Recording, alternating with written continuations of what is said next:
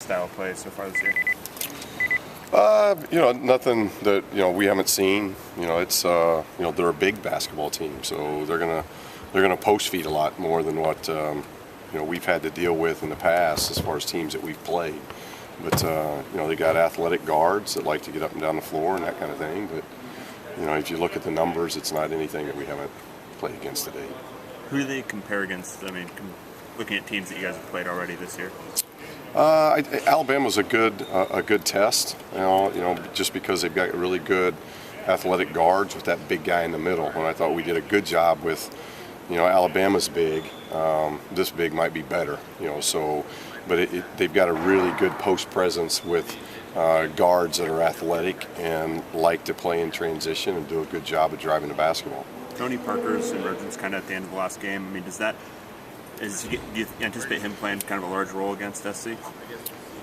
We just hope Tony just continues to do what he's doing, and that's get better. He's 12 games into his sophomore season and didn't play a lot last year, so it's like his freshman season, and he just keeps getting better every game, and that's what we need for him to do. And but regardless of whether it's good bigs, good guards, it's always going to be a team effort with us. We've got to have good guard play across the board with all of our guys that play, and we got to have good guys up front that are doing the job and playing the role that they got to play. And right now, Tony's doing a very good job. Coach, I'm doing something a little different on rivalries, and you've played in several at Indiana, Kentucky, and I think probably Purdue was a pretty big rival, and maybe even. It didn't get much bigger in Indiana, Purdue. I mean, you're talking about two elite basketball programs, so I've been a part of that. Did you have any in high school? Oh yeah, no, I mean, gym I played in was 10,000. The smallest gym I played in was 6,500 in our league. So, we had a lot of big time rivals with Richmond High School and Muncie Central and Anderson. Okay. Rivals have. It's a great part of basketball, and I've been very fortunate that I've been a part of a lot of them, not just playing, but then coaching. Being at Iowa, the Iowa State rival is great. The New Mexico State rival is really a cool rivalry because you play each other twice. Most rivalries, you don't get a chance to do that. So, and with this rivalry, you got two schools that are separated by 11, 12, 13 miles. So, and both in the city of Los Angeles. So, that brings another uniqueness to a rivalry. What makes them fun? Or are they fun for you? Would you rather not have them, no, or are they fun? No, I mean, every game's fun for me. I think that's what I try to do as a player and try to do that as a coach, is that if it's not fun, it's not worth doing it. We don't put any more emphasis from game to game, nor do we put any more emphasis on a rival game versus what would be considered a non-rival game. Each game is very, very important. You saw that in the first night of the Pac-12. You battle like crazy to take place, and just hold serve at home, and then you try to go steal road wins. And that's not easy, in particular in a league like the Pac-12 that's up this year in a top 5 conference in the country. So you're seeing that on the very first week of our games, and it's we got to wait all the way until Sunday to play, and it's going to be a dogfight, and we've got to play very well through 40 minutes to try to hold serve at home. Andy said a couple of things that he didn't, I don't think necessarily meant for you to hear, but they got out. Do you think that's going to make things more intense Sunday, or will kids not? It has zero to do with how we approach Sunday's game. Zach has had so much NBA buzz just the past month or two. What did you see about him going into the season that made you excited about him? Just very athletic. He's one of those special talents that he can create his own shot. He's a great ball handler, great shooter, really runs in transition. He's got a very high skill, high talent level.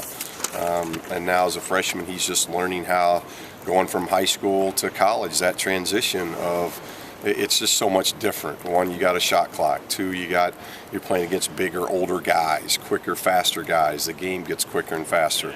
Those things aren't going to affect Zach as much as, just understanding and learning, what I can do now at this level and trying to translate that into scouting reports now, where you got 12 game tapes and those type of things. It's a little bit more intense, and it's a little bit more in depth at this level, and the next level gets even more so. How have you seen him develop just 2 months in? Well, he's very coachable.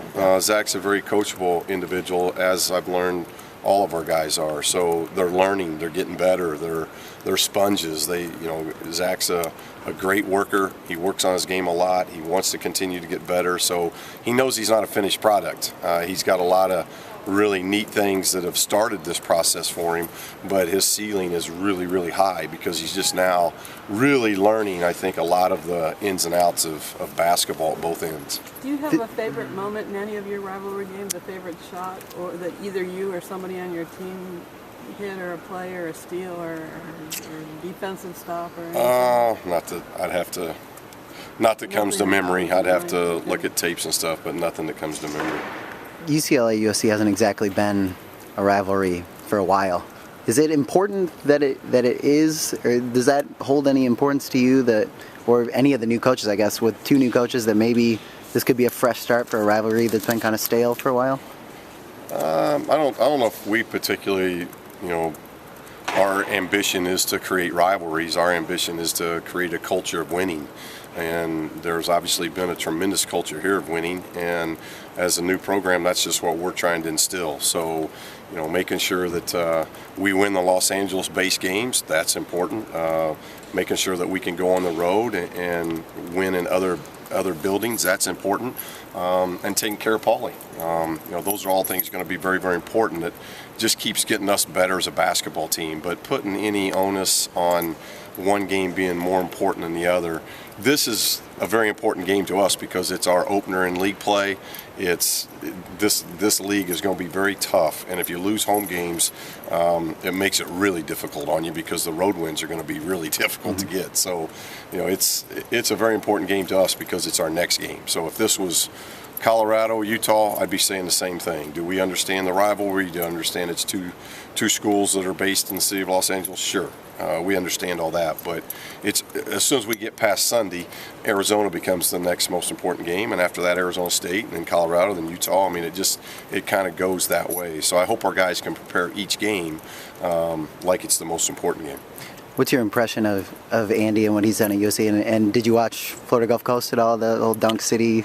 No, I didn't see anything on Florida Gulf Coast until just some clips in the NCAA tournament. I didn't really see either game, but saw clips. And as far as this year goes, just like all of our teams, we really respect our opponent, and they're doing a very nice job. They got a really big win at Dayton, so that was a very impressive road win, and they've done a good job at home. So, we're playing well, and I think riding a pretty good momentum coming into this game, as are they. So it's got all the makings for a really good team, a really good basketball game. Is that a little irony in that you're outscoring them and almost everybody else in the Pac-12 too, but such a big deal was made of them, Dunk City. Yeah, I didn't have anything to do with that. I that was not my hype, so I didn't have anything to do with the hype of fast play, slow play. We just do what we do, and I've been very impressed with what we've been able to do. We're number one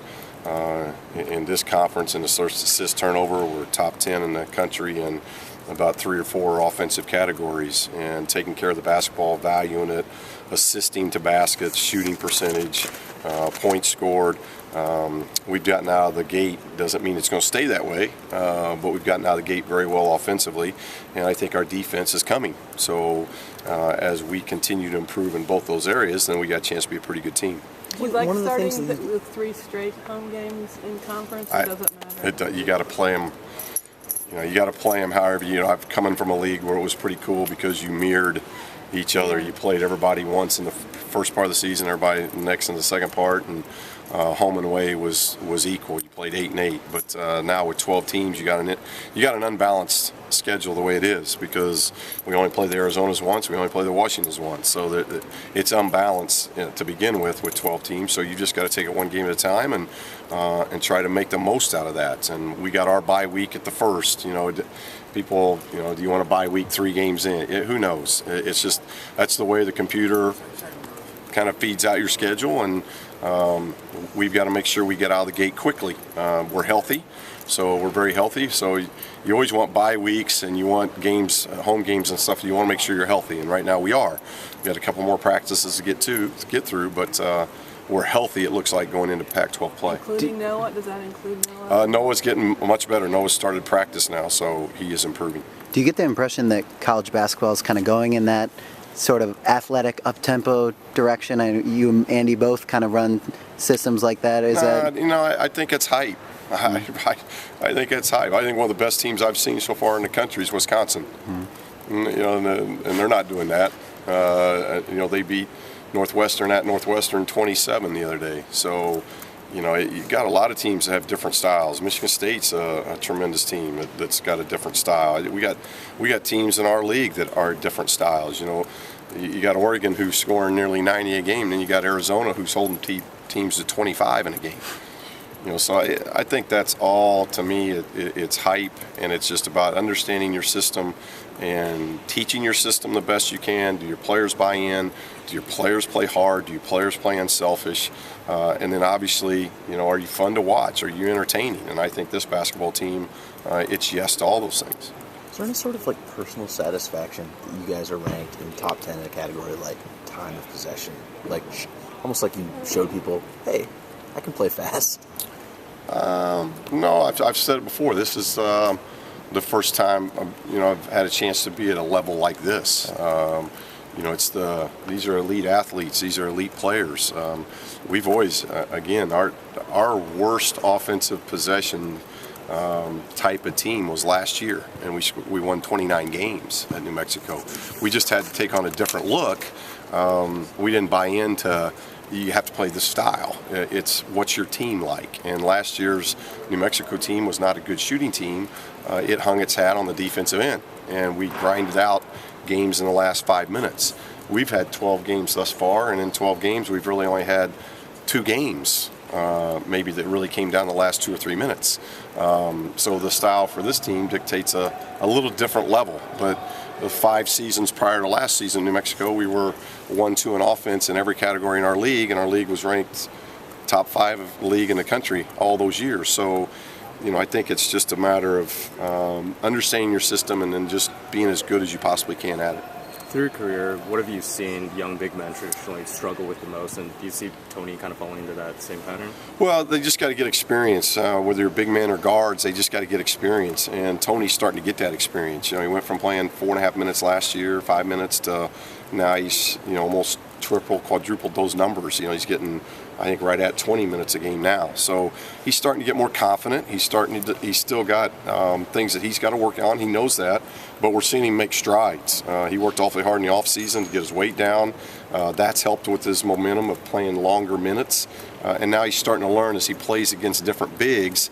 He's starting to learn how to play against those bigs, and he's got a very good one in Orby that he's got to go against Sunday.